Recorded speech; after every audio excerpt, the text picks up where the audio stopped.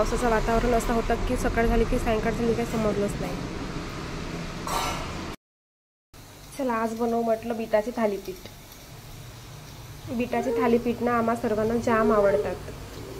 म्याऊ पण खूप आवडीने खाते. सर्वात आधी ना याचं पील काढून घेणार. हे बघा मस्त क्लीन करून घेतलं एक नंबर. हा बघा हा थोडा रेड फेंट आहे. आता यांचं मस्त छान किस काढून घेणार.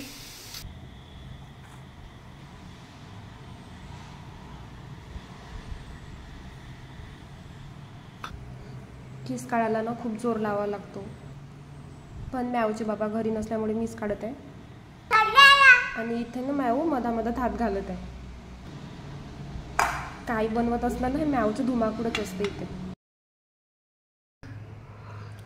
बंदल हे बघा मस्त दोन रंगी झालंय. इथे ना कांदा कोथिंबीर आणि मिरची कचकच कापून घेतली. इथे गव्हाचं पीठ आणि तांदळाचं पीठ मिक्स करून टाकली. इथे कांदा कोथिंबीर दिला फेकून.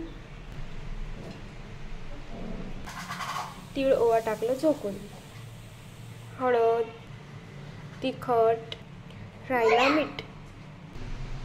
याच्यामध्ये ना एक पण पाण्याचा थेंब न टाकता गोळा तयार करून घेतली मस्त. मी ना असं कापडावरती बनवत असते थालीपीठ. थालीपीठ दिलं थापून. Yummy yummy yummy.